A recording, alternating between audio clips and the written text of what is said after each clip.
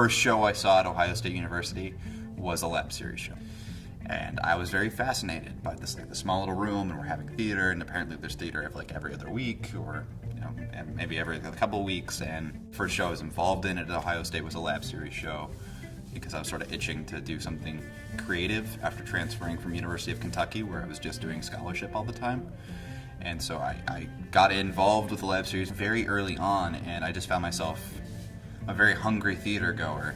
I always made it a point, like, I go to every lab series show if I can, I help out in any way, and so as a result, I started accumulating information about the lab series and helping put away chairs or set up and being involved in shows, and it came to this point where it's like, well, I'd kind of like this job. This would be fun, this would be different, this would be like hands-on. It started in the fall of 2011, so it's only been going for 2.5 years. Though the New Works Lab was sort of rehabbed several years before that, and it simply wasn't getting used regularly. So when they hired me here, one of the things that I did was start the lab series. It was part of what they sort of tasked me with.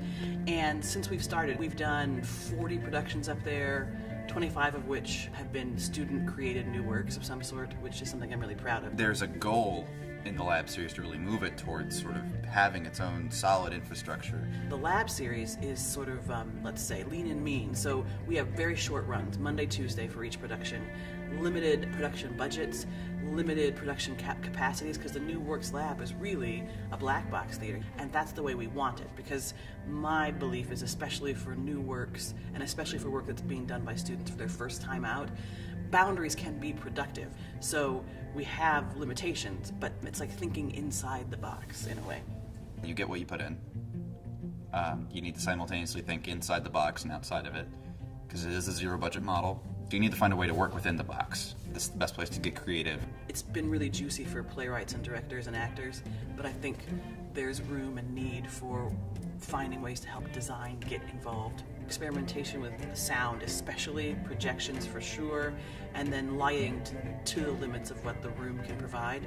But that's where trying to get us out of the New Works Lab for a couple of shows per year, or a kind of lab series plus that could land, for example, in Mount Hall, would then suddenly open up a lot of things for design experimentation. I think it's like we try to make small victories every term, inching more and more ground. I think one of the reasons why the lab series never happened before, even though that space was sitting up there waiting to be used, is that what it required was sort of student investment and time, and I was just really lucky to find the right students to sort of get the motor going. The lab series production models are often a more condensed and more unique rehearsal schedule, in as much as they're not mandated to do the 6:30 to 10:30 Monday through Saturday.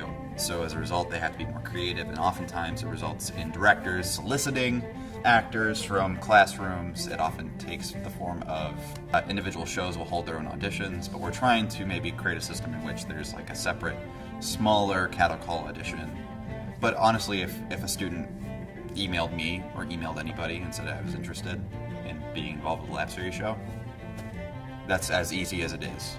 It's a great way to get started with the department. It's also the case that many of the acting opportunities tend to go to fresh faces. So even if a new student isn't interested or feel ready yet to direct their own play, they're going to have room as actors on that stage. Recently I put on a show. It was called Revolver, an evening of new work. It was 2 short plays, one written by myself called Survivalism, the other written by Josh Patterson, another graduate student here at the Department of Theater, PhD student, called The Quantum of Significance. Yeah, the Revolver plays were exciting to me because they were 2 really different plays, but they did both have that one prop in common, and so it was a very inventive way of getting pieces into conversation with each other.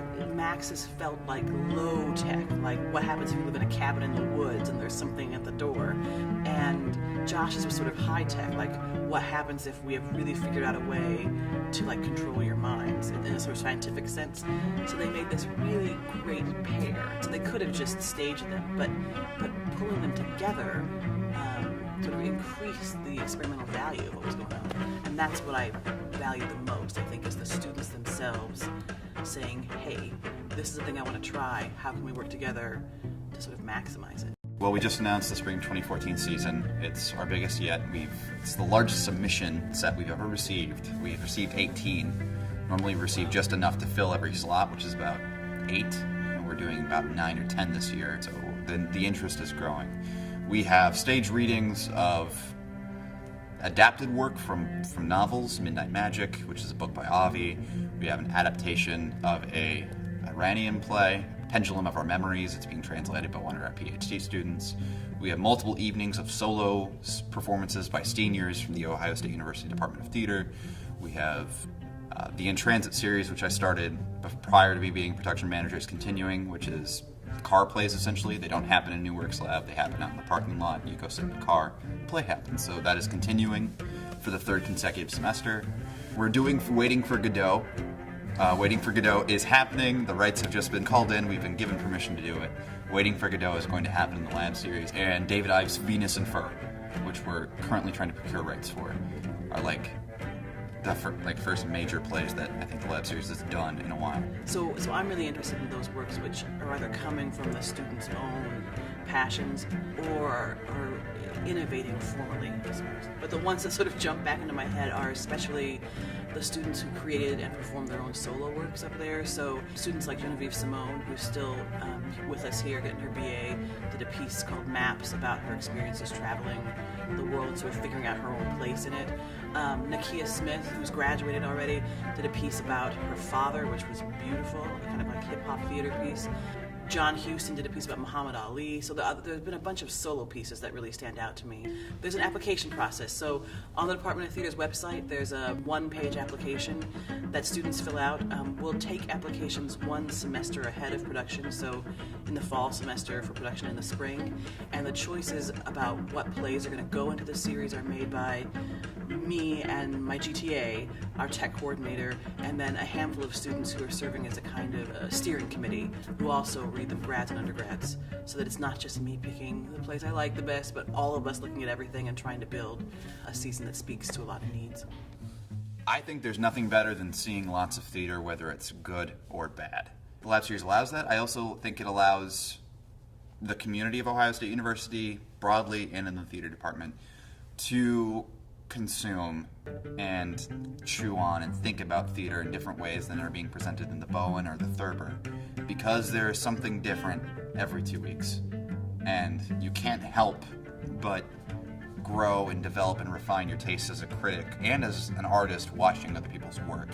And I think it's one of the most valuable services that this department offers, is that there is theater going on every other week upstairs for free.